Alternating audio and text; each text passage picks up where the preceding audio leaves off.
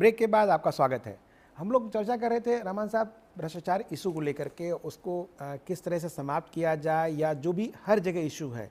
तो इस चुनाव में आपको क्या लग रहा है, लोकसभा चुनाव में जो 16वें लोकसभा चुनाव जिस तरह से जो हुए हैं 5 फेज़ में, तो ये मुद्दा है या नहीं है? इसके अलावा यदि ये मुद्दा नहीं है तो क्या मुद्दा है? देखिए, आज का जो अब तक 5 फेज़ के जो इलेक्शन हुए हैं और 4 फेज़ बाकी हैं, पहले अपोजिशन ने भ्रष्टाचार का मुद्दा उठाया,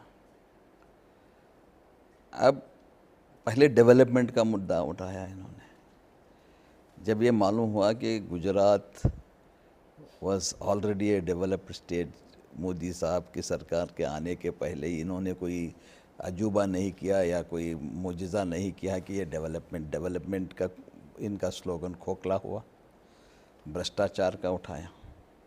तो भ्रष्टाचार में तो ये दूध के धुले हुए नहीं थे। बीजेपी के भ्रष्टाचार के कारनामे सारे हिंदुस्तान जानता है।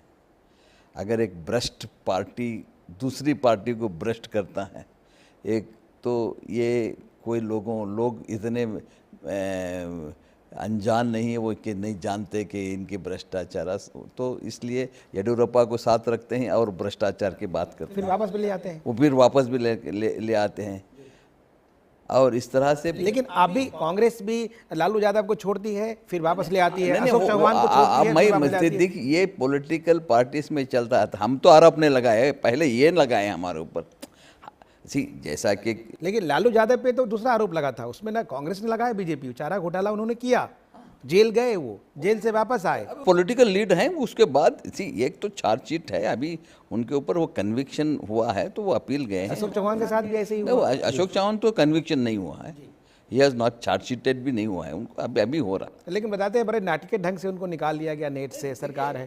ये जो टिकट देना अलग बात है, इख्तिदार से निकाला हमने। जब उनके ऊपर भ्रष्टाचार का इल्ज़ाम आया तो फ़ौरन हम चीफ मिनिस्टर से उनको निकाल दिए गए। एक्शन ही है ये। अगर आप अब उनके ऊपर कोई आरोप सिद्ध नहीं है, आप इलेक्शन की टिकट भी न तो ये जुल्म होगा। यानी अभी उनके ऊपर एक आरोप हुआ है, अब इस तरह के आरोप में से आप इख्तिदार में मत रखो, हमने निकाल दिया। अब उनको टिकट भी नहीं देना, ये तो जो क्या अपोजिशन जैसा बोलती है उस तरह से करने। लेकिन अभी तो कह रहे हैं कि कोर्ट ने उनको क्लीन चिट। कोर्ट को छोड़ो, कोर्ट की बात। तुम चीफ मिनिस्टर थे, तुम्हारे रजीम में 3000 आदमी, बेगुनाह आदमी कत्ल किए जाते हैं। आप बेगुनाह इसलिए समझते हैं वो डायरेक्ट इन्वॉल्वमेंट नहीं। लेकिन मोदी जी ने अभी आम सभा में आरोप लगाया कि 700 दंगे हुए कांग्रेस के कार्यकाल में, आज तक। ये तो ये जो उनका मोदी का सिर्फ ये जिंदगी तमाम आरोप ही लगाने के, मोदी को और कुछ नहीं आता। उन्होंने अभी बोला कि 700 जो है कांग्रेस के कार्यकाल में, 200 हुए मुलायम सिंह के काल में। 100 दंगे हो, 100 आदमी मरे होंगे, आपके एक दंगे में 3000 आदमी मर गए, आपको शर्म नहीं आती? मतलब आप इस दंगे को और कांग्रेस के दंगे को अलग रख रहे हैं। हमने कांग्रेस ये दंगों को ख़त्म करने के लिए हम कहे कि कम्युनल वायलेंस बिल लाएंगे, हम सख्ती से कानून लाएंगे।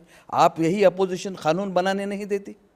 क्या मतलब है कि अगर कहीं दंगे हो रहे हैं उसको रोकने के लिए, उनको राहत देने के लिए अगर एक कानून बनना चाहे तो आप बोलते हैं कि स्टेट को राइट्स में एनक्रोच होते हैं। ना आप कानून बनाते ना दूसरों को कानून बनाते। तो भाजपा वाले बोलते हैं कि सरकार ही कोऑपरेट नहीं करती, हम तो कोऑपरेट करने को कौन कहा है? ये बिल के खिलाफ डटकर बीजेपी ने मुकाबला की।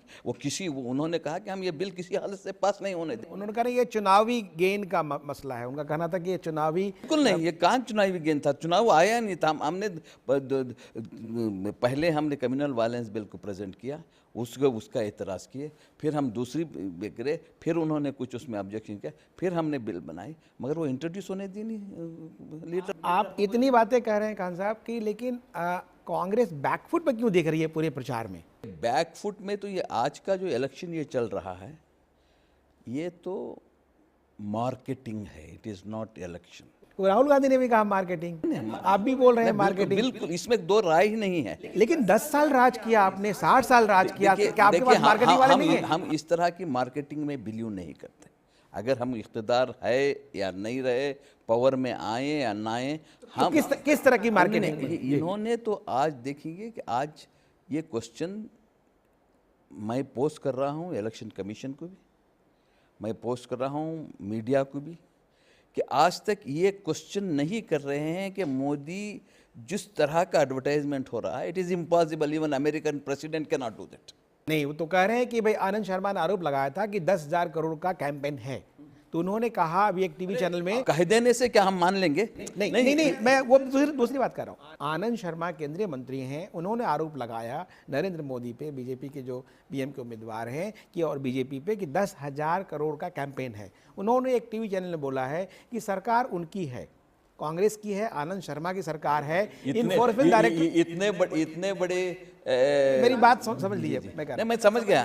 मैं जो बात कर रहा हूँ, केंद्रीय मंत्री आनंद शर्मा जी ने बीजेपी पे आरोप लगाया, नरेंद्र मोदी पे आरोप लगाया कि पूरा जो कैंपेन कर रहे हैं, जो मार्केटिंग है, ये 10,000 करोड़ की है।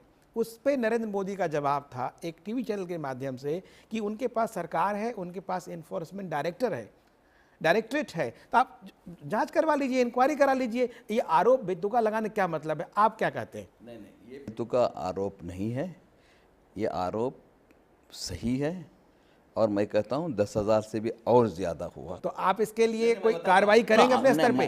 हम देखिए, आज कोड ऑफ कंडक्ट 16 मई तक सरकार है आपकी जी, देखिए, it will be taken as a revenge, we would not like to ऐसी आज, that is why I said consciously election commission को इसमें आगे बढ़ के आना था।